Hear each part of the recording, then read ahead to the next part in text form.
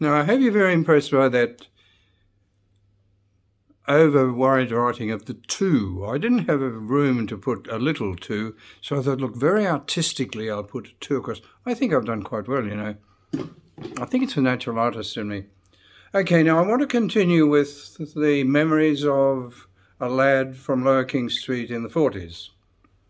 Now, wait a minute, I think I can do better than this. Wait a minute, I think you deserve rather more of me than this camera is showing at the moment. Oh, it might fall. That'll have to do. Oh, look, you can see up here. Where is I? Where'll I go up here? I can't see it. There. There's an air conditioning unit there. I don't want you to think I'm poor. That air conditioner I put in there about 20 years ago. Maybe more. Anyway, I don't use it anymore. I've got, what do they call it? Anyway, some sort of expensive air conditioning. That one I don't use. But why knock another hole in the wall? I just sort of left it there. So I'm not poor, I can tell you. I assure you of that. Anyway, I intend going on to tell you more about the public entertainments and so on that were part of life of the 40s. But I just thought of a couple of things, you know, that I didn't mention. Do you remember I said to you at one stage that we used to go to Britch's Butcher Shop? Now, it was also known as Hasted's Butcher Shop, but this is because Mrs. Hasted was a butcher, and the Hasteds took over from the original Britches. I think the Britches came out Adivale way, but I couldn't be sure about that. But they're mentioned often enough in the 19th century papers. People of some substance, I think, although I don't know. Okay, then. But the reason I think of them is a thing that I'd forgotten about. Remember I said in their shop they had this most wonderful notice. Dogs and expectoration prohibited. Well, of course, you know, that was a wonderful sign. But I forgot that down the bottom it had an even more wonderful order. By order. And then I think it would have said S.A.N. Ridgway. Since most of those early by order notices in my childhood were signed by S.A.N. Ridgway, who is, I take it, the town clerk. But I love the prohibited, expectoration prohibited. But I also love the by order. Oh, it struck fear into the heart. Oh, I never expectorated, that's for sure. So there we are. And then there's another thing that I thought. You will all have read Thomas Aquinas. I bet you've read the Summa Theologica. Well, I started reading it once, you know, but it was a little bit beyond me. But you'll be all very familiar with it. And therefore you will know that somewhere in the midst of Thomas Aquinas' writing in the great Summa, he uses the phrase or the term, nature abhors a vacuum. Well, this was the official philosopher of the church for so long. Probably, maybe still, I don't know. But nevertheless, no one argued with him. He summed up Plato, he summed up Aristotle, he summed up Socrates, you name it. He summed them all up, and he synthesized those Greek philosophers and the Christian teaching and so on. Very clever man. However, I could have confounded him. Now, I didn't pursue my reading of the Summa Theologica because it was too damn hard for me. I thought, I've got better things to do. But nevertheless, I did happen to notice that. But nevertheless, it was too hard for me. But nevertheless, I could have confounded him because he says that nature abhors a vacuum. Well, in Charleville, that was sheer bull. In my youth, of course, because there was plenty of vacuum. And, oh boy, I wish something had filled that vacuum. I wish that nature had indeed abhorred the vacuum. I wish that nature in its abhorrence had filled the vacuum. But it never did. So Thomas Aquinas was right up to a point, but certainly not as far as the Charleville childhood vacuum was concerned. No, he would have been absolutely beaten in any argument there. I would have taken him on. Well, certainly, and I would have quoted Charleville, that's for sure. But I could never really master Thomas Aquinas. I could never have been a priest, you know, because I'd have had to master Thomas Aquinas, and I don't know, he just wasn't to my taste somehow or another. But nevertheless, anyway, but I'll come more to that, to the religious nature of that a little bit later on. Because religious disposition does have something to do with the public entertainments of Charleville in the 40s. But I've got a list of things here that when we ventured outside the house, they were often to public entertainments. Now, this is what you'd call an aide-memoire. And I've got a list of things here. Okay, well, I'm just taking them from the top. Although I'll then come to religious perfidy. Oh, those Church of Englands. You wait until I get to them. I had led a life of innocence, youthful innocence. I believed that all was good in the world until I came across those mesdames of the Church of England. But I'll tell you more about them. Oh, they were scoundrels, I can tell you. But anyway, okay, now we would venture out from King Street every now and then because my father would hear that the fish were biting. Okay, then. Well, now, if the fish were said to be biting, and it was often a baseless rumour, we would go fishing. Now, I can't remember all of the places we actually went to, but the only fishing place that I can remember, that is fixed in my mind, was the best part. We would go to the ward, and we'd go to the ward, and there was a nice little place there where Mum used to she would bob. Oh, she was a great bobber. She would bob and bob and bob, and if she went a whole afternoon bobbing and caught nothing, she would continue to bob. Okay. Well, I had a certain limited patience with bobbing. I preferred to examine the throw-out line from time to time upon which you caught the Jew fish. That was quite good, I thought. But my grandfather, he told a story, and my mother she would do foolish things. She'd bob and bob. But that struck me as being, repeating the same thing over and over, failing each time, but expecting a different result, nevertheless. And the result for her so often was she didn't catch anything. But my grandfather said that the yellowbelly was a very curious fish.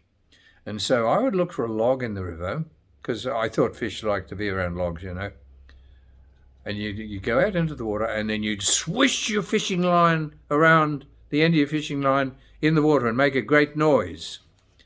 And this noise, of course, would alert the curious fish to the fact that its curiosity could well be rewarded. And the hope was that in being curious, it would be rewarded by a taste of the worm that we had on the hook. And so I didn't do too badly, I think, although, my life was once in danger. We went to the ward, and, we weren't given, as our mother was, to sitting for hours with hope. If hope failed us, we tended to wander a little bit. Anyway, one day, I wandered down to a far section. You know how the ward, well, in those days, not now, used to have some decent canals there, not very wide, but reasonably deep, and the fish were good. When I went back 20 or 30 years later, it was all silted up, and oh, God, I don't even know whether you can fish there now, but maybe you can, maybe you can't, I don't know. But certainly when I was young, fishing at the ward was very good. But anyway, one day I went down, and I went to a particular spot, and I thought, now this would be quite a good place to fish, I think. So I stood still and pensive. Maybe I was thinking of Thomas Aquinas, I do not know. I was thinking about confounding him if ever I should meet him. Well, that may have been a little bit earlier. But anyway, as I stood pensive, there I was, a tree on one side of me and a big, clump of bulrushes on my right, near my foot. Suddenly I heard a splash. I looked down into the water, and a dirty big brown snake, mulga snake, had splashed into the water and was swimming hell for leather across the water. Well, the reality was that I had walked within several inches of the mulga snake. It was lurking in that grass, within inches of me. I could have been gone even then. And that must have been, 75 years ago, 74 years ago, whatever it may have been. But fortunately, being pensive and thinking about Thomas Aquinas and that business of the vacuum and nature and the abhorrence kept me still, just for long enough for the mulga snake, huge thing, to lose interest in me. And so I stood there sort of Greek statue-like, maybe, the thinker sort of standing. Although that's not Greek, but anyway, the thinker standing. And look, I tell you what, if I had moved or I'd done a jiggle or something like that, that mulga snake could have attacked me, and I would have had bare legs, but no, I stood statuesque, pensive. The mulga snake lost interest in me and made its way across the river. Oh dear, I tell you. But anyway, we would go down there, and that fishing was very good. So we really did enjoy going fishing, but we'd take the fish home, and Dad would insist upon having a big cook-up. Well, you didn't wait. You'd get home for tea. This was wintry type weather, I always recall. But anyway, you'd get home, and the fish would be scaled and head chopped and all of those things. And then the big cook-up would be on. Oh, by God, if we did catch a lot of it, particularly yellow belly, that was the best. Dad would cook it, and he'd use the big fat tin over there, that rancid fat. Well, it wasn't quite rancid, but well-used fat. Oh, the way he would cook the fish would be wonderful. Well, he wasn't great on filleting fish, and I don't even know that he thought of filleting it. But, fish came in big chunks with a fair few bones. Dad always warned us about the bones. Well, we would eat, and we would, spit the bones out and all that sort of thing. And everyone was safe, except Dad. He would always get a fish bone caught in his throat. Oh, the drama. Tell you what, we almost rang Jim Binney on quite a number of occasions because we thought he was gone. Oh, the drama. Oh, look, I tell you what. And he would head to the window and, and he would call out, May, May. I think that's Mum, of course. And, the bread. And maybe I think Mum would slap him on the back. Maybe a little bit hard, but nevertheless. But he felt that so long as he ate bread, it would somehow or another carry off the bone. I don't know. But anyway, whatever it was, if it had been me, I would have drunk vinegar. Although perhaps the bone that he'd got was like the size of a whale. But anyway, it didn't kill him, but I tell you what, we had some near misses, that's for sure. But going fishing was really very good. We enjoyed that very, very much. Fraught as it was with danger, and fraught often as it was with total failure, because the story about the fish biting was absolute bull. And you could always tell, we went down to a place called the 14 Mile or somewhere, I don't know where. There was a bridge there. I don't know where it was. I don't know whether it was on the Warrego or on the Ward. Anyway, somewhere out there, somewhere. I never knew where we were going. I just sat in the back of the car and hoped we got there. And but anyway, I knew that we would, because there was a breeze coming, winter breeze coming across the water. Well, no fish was going to come anywhere near. The fish must have been quite full by that time. But so the stories I would get about the fish biting, sometimes they were true and sometimes they were not true. But nevertheless, it was a good car ride. But another thing we used to do, Dad would take us for a ride in the car. This was maybe a Saturday afternoon, maybe a Sunday afternoon, maybe Sunday, but I can't remember. But anyway, some stage over the weekend, Dad would think it would be a good idea that we go for a ride. Well, there weren't many rides to go on. I think we had the choice. We could go on the old Cunnamulla Road. Well, it was the Cunnamulla Road in those days. We'd go the old Cunnamulla Road, and that would generally take us down to... No, we'd go down to about the 4 Mile, that's near Joe Barron's place. And then I think we would keep on going, and eventually you would come, a bit of red soil sort of country, stony country, to a grid. I don't know where that was. But once we'd got that far, we would then turn around and we would come back. Okay, then. That was one ride we would go on. Another ride we would go on, and probably the prettiest of them, would be along the Augathella Road. That was quite nice. We never took the Adavale Road, of course, because, I don't know, that always looked pretty unpromising, that's for sure. Never went that way. Or the other one was we'd go out along the Boatman Road. Maybe the Boatman Road in those days led to Morven, I don't really know. But anyway, we'd go out along the Boatman Road, which was quite interesting because Mum and Dad would be in the cabin, if you like, fighting, of course, arguing about whether it was 49 or 50 degrees, whatever it may have been. And we would be in the back, and we would stand up beyond that, and we'd look into the distance. Well, of course, we used to think that all our Christmases come at once, because we would declare, it's been raining out here, it's been raining, because the road ahead of us would forever look as if it was filled with water. But unfortunately, you never reached the water. It was, what do they call it? Well, an illusion, something to do with the heat. But anyway, that was another thing. We would go for a ride, but oh gee, they weren't really very interesting. The Boatman Road was dull, despite the illusion. And once we realised it was an illusion, the excitement was gone. I really liked the Cunnamulla Road best of all, because that was really quite nice. There was an area down there. There was a grave down there under a cypress pine tree. Had a kettle, an enamelled kettle on top on a stick. An old fellow had been found dead there, so he was buried on the spot. No one knew who he was, I think. And but it was quite pretty, because there were the carbine trees, and and when weather after rain, it was quite good. And I liked that. And the Augathella Road was not all that bad, because you passed initially through that great bank of cypress pines, and I thought they looked very lovely, because, they had the look of an English Christmas about them, a lovely Christmas tree look. Well, you couldn't really take them home, and use them as a Christmas tree. They're a little bit big. But they had, to my mind, a certain sort of Northern Hemisphere Christmas scene about them, although that was as far as it went, of course. So that was that. Okay, then. Now, let me see. We've got that now. I come down here a little bit. Okay. Now, I'm going to go, there's some other things. So I'm going to go to the public entertainments that everyone was invited to, because they're usually fundraising. Okay, then. Now, we didn't go to them all, but we went to selected ones.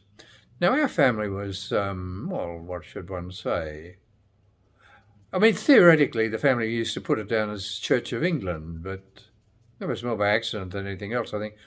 But spiritually and temperamentally, we were very, very Catholic. And so anything that had any sort of Catholic people involved in it was worth going to. And you could always tell that, because if Argus Watt was involved somehow or another, it was worth going to, because the sort of thing that Argus used to organise was worth going to. For instance, Argus was always in charge of the bingo. And that was good. I loved the bingo. He was in charge of the red, white and blue wheel, the gambling over there at the others. So the Catholic faiths were always, anything to do with that, any of the Catholic people, was well and truly worth going to, because they believed in most things, and so did we. In fact, we believed in more than they believed in. And so that's what I was going to think. Presbyterians, no, you wouldn't bother. We didn't know any Presbyterians, or I don't think we knew any. I don't know. Well, down our end of town, down Lower King Street, I don't think there are any Presbyterians down there. But we didn't go to their things, because if you went to their things, they didn't believe in very much. And you could only buy, a bit of crocheting or a knitted something, or, a bottle of pickles or a bottle of jam. But why go to all that trouble for a bottle of pickles or a bottle of jam? Although the bottle would have come in handy. Although the bottles, that we wanted for school, to clean our slates, were small bottles, and we never had any small bottles. But the jam that the Presbyterians would have sold, they came in, fairly hefty jars with them. The Church of England weren't all that much better, They didn't believe in anything very much, or they pretended to. I tell you, a lot of pretense there, that's for sure. We weren't all that well disposed towards them, despite the fact that the school rolls always had C of E beside us. But, I didn't enthusiastically identify with that, but, there we are. I like that Catholic Church much better. Okay, then. But, those Church of England women, they were rogues, and that, to this day, I harbour a grudge. In the 40s, mid-40s, a lot of organisations continued tradition of the picnic. There would be the butcher's picnic and probably the railway workers' picnic and Or maybe the footballers had a picnic, I don't really know. But I do know once the Church of England had a picnic down at Gowrie Crossing. That's where the picnics were held. They died out by the time the 50s had come, but up until then, they were standard things, guild functions, guild picnics. Well, anyway, the Church of England had this picnic one day down at Gowrie Crossing. And there was a large lady, I can't remember. I think she may have been an SB, but not the SBs that we knew, a different lot of SBs. Or maybe it was someone else I know, but she was an ample lady, that's for sure. And I must have been about 7 or 8 or whatever it may have been. And they had, whatever, they probably had some races and things like that. But anyway, they had a stall, no, it was sort of a table. And on the table was a bottle of jelly beans or the like. And for threepence, you could have a guess at how many jelly beans were in the bottle. And the winner was supposed to be the one with the nearest number to the guess. Well, I happened to be dawdling past, minding my own business, but in those days my hearing was quite sharp. And little Daisy, who was in charge of the stall, was visited by this ample lady, old pillar of the Church of England, and Daisy said to, Petunia or Petulia or whatever her name may have been, I heard her say to the ample one, Mrs. So-and-so, how many beans or buttons or jelly beans are in the bottle? So she would know the winner. The ample one said, doesn't matter, say 384. Well, I heard all of this. Being a very cunning creature, did I rush up and pay my threepence and say 384? No way. Well, I wandered around, seeing nothing much.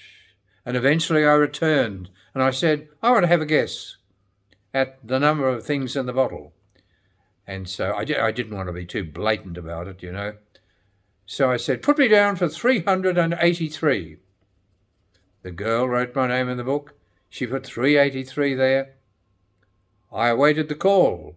The winner, Ray Bilby, who's only one out. He said 383, and the real number was 384. Ray Bilby wins the jelly beans. Do you know, I never heard a thing from them. It was rigged, and I'll guarantee she put a friend up to put in 384. She wouldn't have known whether there was 384, 284, 584, 590, 1,020. She just picked the number out of the air. But she rigged the result, I tell you. And I never trusted the Church of England after that again, nor any of those. Because, the Church of England ladies were made up of the quality. I bet the husbands were down there at the Warrior Club, but nevertheless. But, the scales fell from my eyes at that point. I thought, goodness does not always reside in the church.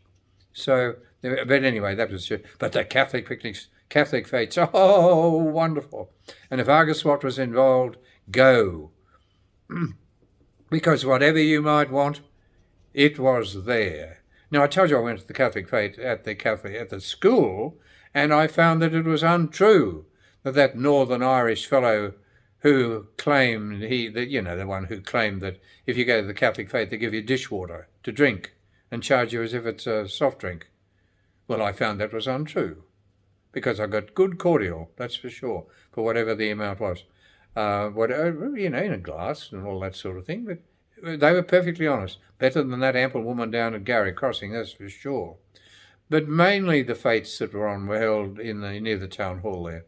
Big space, you could have the bingo in the town hall itself, and then you could have all of the other things round about. And whether they bothered with jam and that sort of thing, I don't know, but I don't think they bothered very much with that at all, nevertheless. But the fetes, when the fetes were on, well, who was running them? And if you assume that Argus Watt might have something to do with it, well, it was worth going to. But, they were well attended. No, they're usually on 2 nights, maybe on Friday night and Saturday night. Not on Sunday night, because, of course, we kept the Sabbath in that town. Although keeping the Sabbath was not keeping the Sabbath, but ours was a funny household, Very English. Our family turned up here in, 1849 or something like that, but they never left their English ways for God knows how long. Well, I suppose they were English ways, or maybe it came from that Irish grandmother of mine. A Tartar, if ever you met one, but still, nevertheless, the strange thing is that even though there was not a skerrick of religion in the house, not a skerrick of religious understanding in the house, and if you had told my mother or my father something that was pure Confucianism, if you told my mother and father that there was pure, Rastafarianism or something, and told them there was Christian teaching, they would have known no different, and they would have been totally indifferent anyway, but nevertheless. But there was a strange thing. When Easter would come, on Easter morning, we would get up and it was the same thing. You greeted everyone with Happy Easter. I don't think people do that anymore. But in addition to that, we had to have fish for Good Friday because meat could not pass our lips. We wouldn't soil our lips with meat on Good Friday. We had to have fish, and very often we were reduced to having haddock, smoked haddock. But that was quite good, so I didn't mind that. But why we kept this meatless Good Friday, I don't know where that came from. I doubted it came from York. It must have come through my mother somehow or another, I don't know. But anyway, for many, many years. But people no longer wish one another Happy Easter or have a meatless Good Friday. Well, I don't think so anyway. Well, not where I hear because, our families, they used to have this pretense of religion on the basis of, a vacuum, that's for sure. But they don't even bother these days, that's how just time moves on. Okay, now what else do we have? Now there was something we never went to. It's all died out, and it died out by, I'm sure it died out by the 50s. But we'd hear about it. There was community singing. Now this must have been a very old practice of people would go along and go to the town hall or some public place, and they would have community singing. Now I take it that what they sang were the old music hall type songs, Daddy wouldn't buy me a bow wow, all of those songs. Easily sung, easily remembered. But community singing was very popular in the 40s. But we never went, because the Bilberys weren't very community minded, and so community singing was a little bit beyond us, I think, because we would have broken out, I think, I'm not sure. You never know, those my father's brother, they may have ended by singing bawdy football songs or something, but that was not really what you did. I think you had the old-time music hall songs, but that was a popular entertainment of the time, but as I say, we didn't go. Now, let me see, I move on. Here's one that I didn't mention, and here's a name that people won't remember anymore. Down at the 4 Mile, just beyond where the Bradley's Gully meets the river, there used to be a little old lady there called Jo Barrion. Jo had a horse and cart, and she used to come into town. I don't know what she raised there, I don't really know. Maybe she had a few sheep, or maybe she had a few cattle or something, I don't know. Never seemed to be much there. Although, we had plenty of chance of looking. But Jo used to come into town and she'd get the slops. Well, maybe she went to hotels or maybe she went to cafes. But she'd get this. That's right. She had pigs, among other things, of course. But Jo would come in and, Jo was a little sort of woman, but, she didn't look all that well scrubbed. But nevertheless, because her name was Jo, which we thought was a boy's name, and because she was a fairly gaunt sort of woman, and we believed her to be not of sweet nature, we thought of her as being something of a comic figure. Which was probably not so, because whenever I tell you something negative, be assured that probably the reason or the negative aspect of it came from us, not from them. Jo might have been a lady of quality for all we know, for all I know, that's for sure. But once we nearly had a problem. Jo was well known to be a lady with a good shotgun, and you were not supposed to trespass on her property. But one day my father, in one of these old crank cars that never started with the cranking, Dad crept down and we parked just outside the fence. Mum and me and all the rest of the kids, we sat in the car while Dad crept in and he got over the fence. And he was very daring because the main, I think it was the sewage treatment works water, ended in a sort of pond down near Joe's house. Well, as I say, Joe was quick with the gun, but my father was foolish in a sense in that he took a risk. He went in and he knew that there were wild ducks, and, Dad was not a respecter of the life of wild ducks. If a wild duck could be shot, it would be shot. The bilbies probably shot out the bush scrub turkeys, from that part of the world. I never saw one. Probably they killed all the koalas too, for that matter. Not that I heard about it, but still, it's possible that they wiped out whole areas of nature. The extinction, bilby extinction. Even if there's some strange animal out there they call the bilby, I never heard about it. It was a creation of the 50s or 60s or something. Someone came out to Charleville once and said, "Where can I find a bilby?" Because there's been an article about it in the Sunday Mail. Someone said, "Oh, down there, they live down there near the Cunnamulla Road." "Oh, no," he said, "I mean the animal." Well, he said they are animals for sure. But that was the first I ever heard of this creature, the bilby, so I don't really know. I think it's a bit of a fake, They've got real animals there, but gee, I never heard about them. Never saw one, never heard of one, didn't even know they existed. But anyway, nevertheless. This day, Dad got the shotgun and he climbed through the fence. He was going to get the duck. Well, he shot at the duck. And I don't know if he got the duck or not. But I tell you what, Joe nearly got him. Because the next thing we heard, Dad had very bandy legs. He used to wear shorts, baggy shorts, and he had these spindly, baggy, spindly legs. Bowed legs. Well, we could see Dad running and calling, "Start," He was, I don't know, he was probably calling out, "Help, help, help," or something, I don't know. Dad was running, and Joe was after him. Oh, God, look, you could have made a movie out of it. Well, look, I tell you what, God sometimes shows his love for people in unexpected ways. Now, normally, if Dad had a car, it required cranking and cranking and cranking. Oh, it would have swearing and cursing and you name it, all that sort of thing. And eventually, the car would go. Well, if that had happened on this occasion, Dad would certainly have been dead, or he'd have had a bum full of buckshot. But he got through the fence. Joe can be seen in the distance with the shotgun. And Dad got the crank handle in the car, cranked once, the car started, and off we went. The only time ever. Now, I believe that to be divine intervention. But anyway, that was Joe. Don't know what happened to Joe. Okay, then. Now, let me see. Oh, yes, every now and then a circus would come to town. Well, the circus would come to town because circuses always had a rider. He'd ride on ahead about a fortnight ahead, and he'd put up posters all over town. "Worth Circus on the island." Now, I suppose they still call it the island. You know how the river has got two branches there just below the post office?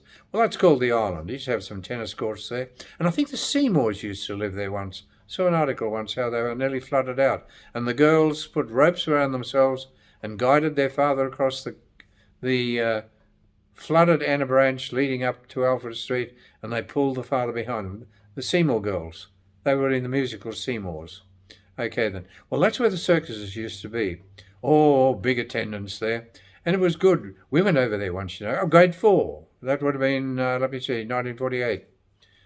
I don't know whether it was the first circus, but, they arrived and they had elephants and God knows what. Of course, you didn't get too close to those circus workers. They had all these coats, red coats with braid, but, gee, they stank to high heaven.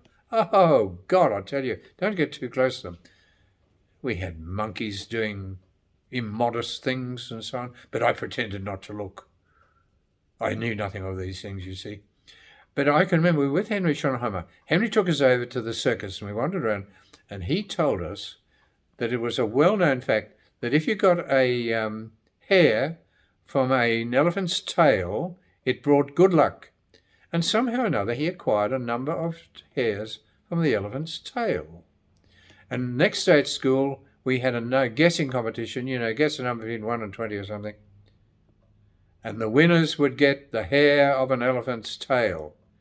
Well, I don't think I got the hair of an elephant's tail, but I didn't notice any sort of unusual luck on the part of those who did. So I think Henry might have been having us on a bit. An elephant's tail, hair and luck. I don't think there's anything coming for that. Okay, let me have a look. Oh, yes, we went to a place once. It was a strange thing. This fellow came to town. He put up a sign saying he could do this wonderful trick. He would be on stage at the town hall. Someone would kneel down near him and he would kneel down. They would fire a .22 rifle at his mouth and he would catch the bullet in his teeth. Well, I thought, this is not likely. He'd catch the bullet in his teeth. I don't think so. But we went because I was expecting death on the stage of the Charleville. I mean, we paid, we went. Well, it was an unfortunate event because it was a freezing cold night, about minus 50 degrees or something like that. That's Celsius. Anyway, before he started, the man cursed us because only about 6 people turned up to see him do the death-defying act. But he said, even though these people of Charleville would not come to see him risk his life. Oh, how he cursed the Charleville people. But he had an audience of about 6. That's me and my brother, I suppose. We were waiting for him to die and all that sort of thing. But he said he would perform nevertheless. Well, lo and behold, a man knelt down. The man got out the rifle. He fired the bang! He fell! But then he rose, and he had indeed caught the .22 bullet between his teeth once again, and even though he had survived yet again, we went home cold and disappointed. That was an unusual visit, that one. I don't know why you would do that sort of thing. Oh, the football. The football was usually on Sunday afternoon. Well, I couldn't care less what was going on. I didn't care whether the Rangers won. There used to be a fellow called, what's his name, Bill the Barracker. Oh, Bill had what they called shell shock or something. Bill used to rage up and down the line, roaring and shouting and so on. I think he liked the Rangers. I think he didn't like the others. But anyway, that was it. But I would go to the football for 2 reasons. If we heard there was going to be a fight, and you would usually hear there was going to be a fight. Oh, Connemara are coming up and there's going to be a fight. Maybe the Charleville team had planned it. But if you'd heard there was going to be a fight between Charleville and Connemara, or Charleville and Corpy, or Charleville and Bubbly or whatever it may have been, you went and you'd wait for the fight. And usually there was one, of course. Oh, it brought the crowd in, that's for sure. Or it was an excuse to go because if we could go to the football, we might be able to persuade our father to give us some money. And that gave us the opportunity of going to a little kiosk that was there and you could buy something. And so we went to the football for the fight or to buy something. Although I do remember once, there was a lady called Elsie Fitzgibbons. Elsie was a small Aboriginal lady, fairly squat. I think she used to wear a tartan skirt. But she was known to do the Highland Fling. And I do remember going there once, and there was a great crowd who lost interest in the football because there was a crowd there near that grandstand that they built. You know that pretty little grandstand? They built it up on a big bank of red dirt and put some seats there. It was called the grandstand. No covering, of course. But Elsie was doing the Highland Fling there. And, I had a look, but I lost interest, but still. Okay, then now let me see. That's that one. Oh, that Church of England picnic, that's it. Oh, yes, and then let me see. The fancy dress ball. Okay, then. Well, the school, every year, November, had the fancy dress ball. Of course, came to grief once, 1957 fancy dress ball. That night, at 2 or 3 o'clock in the morning, the siren went up, and so did the school go up. Well, virtually the whole school burnt down. Everything was lost. All the old buildings, everything was gone. All the records were gone. The lot. Oh, it was terrible business. Okay. Now, everyone blamed old Charlie Wombole for it. I wish it had been him, and I wish it had been caught. He was a terrible man. Oh, he was one of the most unpleasant creatures I ever met in schools. But he was the headmaster at the time, and everyone said the old bastard had set fire to the school. I don't know why. Maybe he wanted to transfer or something. Someone said there were some chemicals stored there, but I can't imagine why there would be chemicals stored there, because I can't remember any science being taught, not in the time that I was around. But anyway, the fancy dress ball was very wonderful.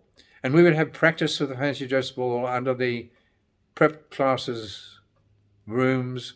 The piano would be there. Mrs. Kirk would come down, and we would do the grand march every year. Same music, always. But Mrs. Kirk was a great pianist, and so we would learn to do the grand march. Of course, was the 19th century starter for all the grand balls, and so you'd march around, walking around, but in singles, pairs, double, pairs, fours, eights, and so on. And by the time the whole routine had been gone through, everybody had been able to get a good look at every one of the people in the fancy dress ball. I take it everyone, just about everyone went in fancy dress. Since when I see the reports of the fancy dress balls now, in Trove, from the Charleville Times, well, everyone, even the Bilbys were there. Even the Bilbys went in fancy dress. Miss Edith Bilby, Miss Elsie Bilby. Oh, yeah, they were all there for sure. Stuart was there. I don't know what Stuart was there for. I went to something, I can't remember what. Didn't win a prize, of course, but nevertheless. But some families, of course, they did very well. The mothers would produce these wonderful costumes, or I suspect some of them actually hired their costumes. But a lot of the costume titles were associated with the war. There'd be soldiers and nurses and, all that type of thing. And in those days, it used to be, I remember my boy, Keith Bowden, I think.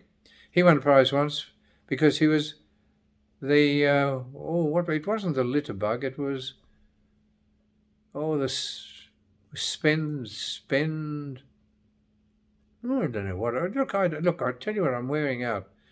But anyway, during the war, you were urged to be thrifty. And, the waste bug, I think it was the waste bug. And you were urged to be thrifty. And you were urged not to gather together too many bills, because that showed waste in wartime. And they used to show this bug, like a bed bug or something, and had all these bills attached to his back, because this was a wasteful creature who was sort of harming the war effort. But anyway, Keith Bowden went along as the waste bug at one stage, and he had a sort of a shell on his back with all these bills on it, and he won a prize for that, And but I used to be Columbines and Gypsy Girls and all that sort of thing. But nevertheless, we didn't win a prize, of course, because I don't know what we did. We must have looked in our drawers for something. We should have gone as ourselves, I think. We'd have had a better chance of getting the prize. But nevertheless, the fancy dress ball we thought was pretty good. And I think most people went to it. I don't know whether the schools still have fancy dress balls, but they're pretty good. The matinee. I forgot about the matinee. Every Saturday afternoon there was the matinee. Well, I don't know if it was on every week of the year, but no doubt the matinee had sessions. But the matinee was on Saturday afternoon, and you'd go along to the matinee. This was a children's session, you see, only on Saturday afternoon. And you'd pay I think it might have been 1 and 3pence, but I couldn't be sure. May have been 1 and 3pence, because Mum may have given us 1 and 6, or she may have given 3 shillings for the two of us, because we usually had about 3pence left over. Although sometimes we hoped that we would have 6pence, because if we had 6pence, we could have bought one of Rolly Forbes's pies. But if you only had 3pence, you could only get a pig's trotter or a sort of a sherbet sucker or something. Oh, not good. But that's all you could buy for about 3pence or a penny or whatever it may be. Because for a penny, those days, you'd get a penny ice cream. The ice creams came in a penny, 3pence and 6pence. And the penny ice cream was about the size of your big toe, really. So you had to be pretty desperate to have a penny ice cream. I mean, why would a shopkeeper bother spending the time serving up penny ice cream? Not a lot of profit in it, I would have thought. But anyway, the matinee was very good, because there was usually a movie, I think, but there was always the cereal. The cereal was good. The movie was always Cowboys and Indians, of course. And the cowboys were always attacked by the bloodthirsty Indians. Oh, the Indians in their headdresses. And my cousin had an Indian headdress with 2 feathers. But never, the Indian chief headdress, it was very impressive. And the Indians, the poor settlers, would be in their wagons. And the Indians would ride round and round and round. And they'd fire arrows at them. They'd be aflame. And just when they were about to decapitate everybody, there was always a hill. and over the hill would come the Mounties. Oh, with flags and the horses. Well, when the Mounties would appear, at this moment when death was certain, the audience, we would thunder on the floor, yay, oh, you stamp your feet, and you called out, oh, you evinced enthusiasm and great relief, because the Mounties always put the Indians to flight. Oh dear, oh dear, oh dear. But every now and then, as happened in the evening, now you would have thought the people in the evening would have been more sophisticated, but I can assure you they weren't. Every now and then, there was a colour cartoon. Not always, just every now and then. Tom and Jerry. You know the Tom and Jerry films? I suppose they still have Tom and Jerry. With Mammy. Mammy, you never saw Mammy's face. But Mammy was an ample lady and she had a broom. And by God did she give it to Tom from time to time. And although the other one, what was that other one? Or that big rooster. Oh, what was his name? I can't remember what his name was. He had a name anyway. But when the colour cartoon would come on, because it was so rare and so wonderful, we would stamp our feet on the floor, the building would shake. And by the time the cartoon was half over, we would have been quite quiet. But it didn't really matter because, you could see the story anyway. But all the matinee was very, very good. Okay, now let me think, have a look. We've got that one, got that one. What's that? Oh, that Church of England picnic. Yes, I've told you about that ample woman. Community singing. Oh dear. Something here. Oh, I know. Oranges, mandarins. I told you about that one. Well, that was about it. So, then there was a show eventually, of course. Oh, there was a rodeo, but I couldn't damn well care less about the rodeo, seeing these fellows sit on a horse for a couple of seconds and be thrown off. But a lot of people thought it was pretty good. The Hasteds, I think, thought that was pretty good. There was a certain American lingo that, if you were a real bushy, you picked up this bit of American lingo. And I know the Hasteds always spoke about the crick. Now, by the crick, they meant the creek. And they had all sorts of Americanisms. I don't know where they got them from, but the crick, that was one thing I remember. And the radios. No, I didn't give you tuppence for the radio. Show was okay, but why did I go to the show? I didn't care about the cattle and the horses and the sheep. I couldn't give you a fig about them. But I used to like wandering through the sideshow alley. And I always liked the one, the boxing tent with the big drum outside. Of course, it was nothing new to us because, we had a certain amount of disorder in our home. And so, most people in town, to them, this was all fairly unusual. But we had everything in our house except the drum. And but the show was usually pretty good. I think there was a sort of a freak show once, bearded lady or fat lady or something, I don't know. But I don't know. But anyway, the thing was that most of these things, if I went to them because it was an opportunity, of getting out and doing something. But you might be able to get your parents to give you some money, 2 bob. And if they gave you 2 bob, you could spend 2 bob. And for us, spending 2 bob... Look, I've got some young ones here, and I've got to give them $50. I gave one of my young ones the other day. I said, I'll give you a test. Learn these this week. When I see you on Friday night, I'm going to test you. I'm increasing the vocabulary. I said, if you know each word, I'll give you $5. And so you could earn $30 for the 6 words if you get them right. Oh, he said, that's not much. Well, I said, you're going to have to rely upon bonus marks, if that's the case, if you want more. Oh, these kids these days. Look, an uncle of mine gave me two bob once. My mother's brother, they were... Oof. What's the term? There's a very vulgar term. Tight-ass creatures, I think. 2 bob. Look, I tell you what, I thought he was gone mental or something to give you 2 bob. But 2 bob... I think he'd buy one of those Cadbury, I think it was Cadbury's or something. I think they would call them snack bars or whatever, but they were chocolates and they had about half a dozen different fillings in them, and I think they cost either 1 6 or 2 shillings. Well, it was worth getting, for 2 bob, all the things you could do with 2 bob, wonderful. But anyway, yes, he gave me 2 bob, But if I were to offer the young ones over here 2 bob, they wouldn't pick it up from the floor. You know, in China, if you see a small coin on the street, you never pick it up, you know, because it's called dead men's money. I remember once, you know, I was walking through a lane in China, and I was with a friend of mine, and he started dancing and doing it, and they Watusi almost. Oh, he was in a panic. I said, what's wrong? He said, dead men, dead men. I said, how do you know there are dead men? Well, there he could see a white circle on the ground, because someone had burnt an offering for the dead relatives. Probably, it was called Zongyuan, in the 12th of August this year.